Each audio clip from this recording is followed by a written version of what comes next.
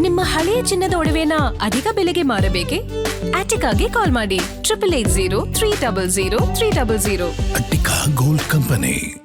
ಇನ್ನು ಬಸವನಗೌಡ ಪಾಟೀಲ್ ಯತ್ನಾಳ್ ಬಿಜೆಪಿ ಉಚ್ಚಾಟಿತ ಶಾಸಕ ಮತ್ತೆ ಸುದ್ದಿಯಲ್ಲಿದ್ದಾರೆ. ಯಾಕೆಂದ್ರೆ ಮೇಲ್ಮನೆ ಚುನಾವಣೆಗೆ ಅವರು ಹಾಕಿರುವಂತಹ ಮತ ಅಲ್ಲ, ಅವರು ಮತ ಹಾಕೋದಕ್ಕಿಂತ ಮಾಡಿರುವಂತಹ ಒಂದು ಟ್ವೀಟ್ ಅಥವಾ ಪೋಸ್ಟ್ ಏನಿದೆ ಅದು ಈಗ ಸಿಕ್ಕಾಪಟ್ಟೆ ಈ ಒಂದು ಮತದಾನದ ಮೇಲೆ ಅಡ್ಡ ಪರಿಣಾಮ ಬೀಳಬಹುದಾ ಅನ್ನೋದರ ಬಗ್ಗೆ ಕಾಂಗ್ರೆಸ್ ದೂರನ್ನ ಕೊಟ್ಟಿದೆ. ಅಂದರೆ ಕಾಂಗ್ರೆಸ್ನ VS ಉಗ್ರಪ್ಪ ಅವರು ದೂರು ಕೊಟ್ಟಿದ್ದಾರೆ. ಯಾಕೆ ಅಂತಂದ್ರೆ ಅವರು ತಾನು ಯಾರಿಗೆ ವೋಟ್ ಹಾಕ್ತೀನಿ ಅನ್ನುವಂಥದ್ದನ್ನ ಬಹಿರಂಗವಾಗಿ ಹೇಳೋದ್ರ ಮೂಲಕ ರಹಸ್ಯ ಚುನಾವಣೆಯ ಕೋಡ್ ಆಫ್ ಕಂಡಕ್ಟ್ ಅನ್ನ ಅವರು ವೈಲೇಟ್ ಮಾಡಿದ್ದಾರೆ ಅಂತ ಉಗ್ರಪ್ಪನವರು ಒಂದು ದೂರನ್ನ ಕೊಟ್ಟಿದ್ರು. ಆದ್ರೆ ಚುನಾವಣಾಧಿಕಾರಿ ವಿಶಾಲಾಕ್ಷಿ ಅವರು ಉಗ್ರಪ್ಪ ಅವರು ಕೊಟ್ಟಿರುವಂತಹ ದೂರನ್ನ ತಿರಸ್ಕರಿಸಿ ಬಸವನಗೌಡ ಪಾಟೀಲ್ ಯತ್ನಾಳ್ಗೆ ಮತದಾನ ಮಾಡೋದಕ್ಕೆ ಅನುವು ಮಾಡಿಕೊಟ್ಟಿದ್ದಾರೆ.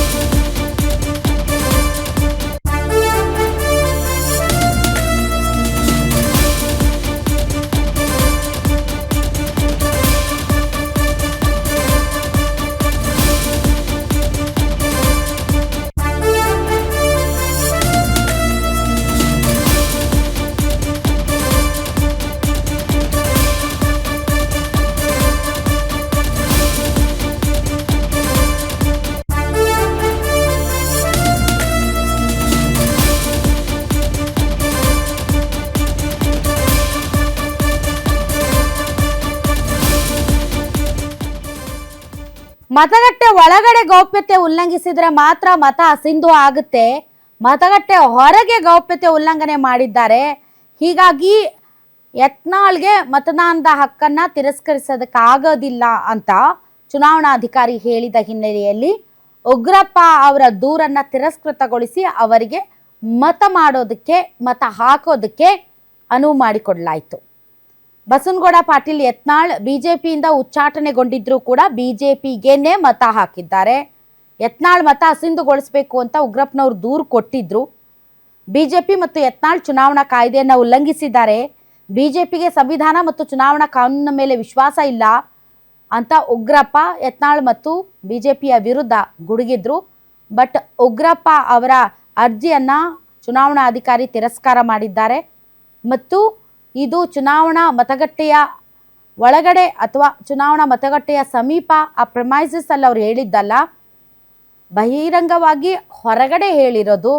ಹೀಗಾಗಿ ಅದು ಕೌಂಟ್ ಆಗಲ್ಲ ಅನ್ನೋ ರೀತಿಯಲ್ಲಿ ತೀರ್ಮಾನ ತೆಗೆದುಕೊಂಡಿದ್ದಾರೆ. ಹಾಗಾದ್ರೆ ಉಗ್ರಪ್ಪನವರು ಏನು ಹೇಳಿದ್ರು ಅನ್ನೋದನ್ನ ನೋಡೋಣ ಬನ್ನಿ. ರೂಲ್ಸ್ ಅಲ್ಲಿ ರೂಲ್ಸ್ 39 ಅದರಲ್ಲಿ ರೈಸ್ ಮಾಡಿರ್ತಕ್ಕಂಥ ಹಿನ್ನೆಲೆಯಲ್ಲಿ ಸೊ ಏನೇ ಇದರಲ್ಲಿ ಸ್ಪಷ್ಟ ಇದೆ. ಮೊದಲನೆಯದು ಭಾರತೀಯ ಜನತಾ ಪಾರ್ಟಿಯವರು ಮತ್ತು ಯತ್ನಾಳ್ರವರು ಈ ಒಂದು ಚುನಾವಣಾ ಕಾಯ್ದೆಯ ಅನೇಕ ಕಲಂಗಳನ್ನು ಇವತ್ತು ವೈಲೇಟ್ ಮಾಡಿದ್ದಾರೆ. ಸೊ ಇವರಿಗೆ ಭಾರತೀಯ ಜನತಾ ಪಾರ್ಟಿಯವರು ಮತ್ತು ಆ ಮತದಾರರಿಗೆ ಸಂವಿಧಾನದ ಮೇಲೆ ಚುನಾವಣಾ ಕಾನೂನಿನ ಮೇಲೆ ವಿಶ್ವಾಸ ಇಲ್ಲದೆ ಇರತಕ್ಕಂಥದ್ದು ಇದರಲ್ಲಿ ಸ್ಪಷ್ಟ ಇದೆ.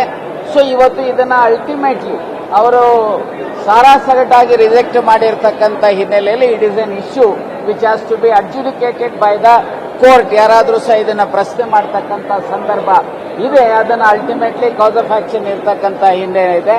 ನಾನು ಇಷ್ಟೇ ಹೇಳ್ತೇನೆ, ಭಾರತೀಯ ಜನತಾ ಪಾರ್ಟಿಯವರು ಬಹಳಷ್ಟು ಮಾತನಾಡ್ತಾರೆ, ಮತ್ತೆ ಅವರ ಮತದಾರರು ಬಹಳಷ್ಟು ಮಾತನಾಡ್ತಾರೆ. ಶಾಸಕರಾಗಿರುವಂತವರು ಅವರಿಗೆ ಸಂವಿಧಾನದ ಮೇಲಾಗಲಿ ಚುನಾವಣಾ ಪ್ರಕ್ರಿಯೆ ಮೇಲಾಗಲಿ ಅಥವಾ ಚುನಾವಣಾ ಕಾನೂನು ಮೇಲಾಗಲಿ ಅವರಿಗೆ ನಂಬಿಕೆ ಇಲ್ಲದೆ ಇರತಕ್ಕಂಥದ್ದು. ಆ ಎಲ್ಲ ಕಾನೂನುಗಳನ್ನು ಗಾಳಿಗೆ ತೂರಿ ಅವರನ್ನ ಜಯಗಳಿಸ್ತಕ್ಕಂಥದಕ್ಕೆ ಪ್ರಯತ್ನಗಳನ್ನು ನಡೆಸಿದ್ದಾರೆ. ಇದು ಅತ್ಯಂತ ಖಂಡನೀಯ. ಇದರ ಮೇಲೆ ಕ್ರಮ ಜರುಗಿಸಬೇಕು ಅಂತೇಳಿ ಎಲೆಕ್ಷನ್ ಕಮಿಷನ್ಗೆ ನಾವು ಒತ್ತಾಯ ಮಾಡಿದ್ದೇವೆ.